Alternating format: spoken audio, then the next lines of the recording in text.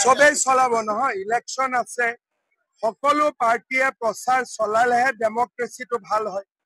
গতিকে সকলো পাৰ্টিয়ে ইলেকশ্যনত প্ৰচাৰ চলাব লাগে, গণ্ডগোল হ'ব নালাগে, হুলস্থুল হ'ব নালাগে, শান্তিপূৰ্ণভাৱে বিটিচিৰ ইলেকশ্যন হ'ব লাগে। কাৰ কোনে কাৰ মইতো কৈয়ে দিলো যে মই জৰীপ বন্ধ কৰি দিম বুলি। সোলাৰ ফেন্সিং আৰু নেপিয়াৰ গাছ লগাব লাগিব। মই এটা ভাল আঁচনি এটা কৰি দিম।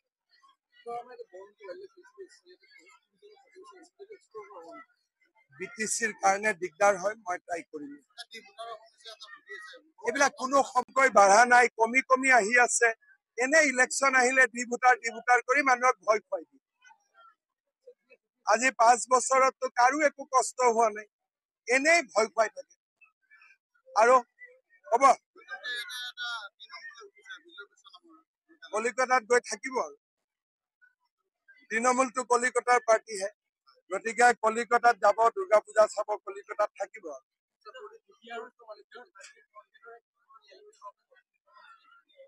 চব মই কেলেংকাৰী হোৱা নোহোৱাৰ ওপৰত কমেণ্ট নিদিওঁ, কিন্তু অসম চৰকাৰৰ চাকৰি যেনেকে আমি মেৰিটত দিওঁ, বিটিআৰৰ চাকৰিও মেৰিটত দিব লাগে, তেতিয়া কোনো অসুবিধা নহয়।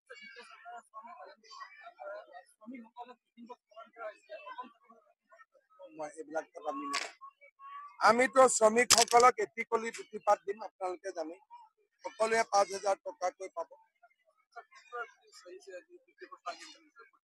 আহিব পাৰে, আহাটোত ভাল পাব লাগে।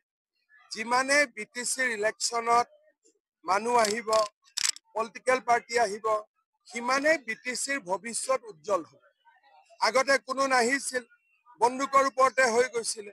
এতিয়া আমি পৰিৱেশটো বনাই দিলো, সকলো আহিব লাগে, তাক আমি আদৰণি জনাম। 10 অক্টোবৰ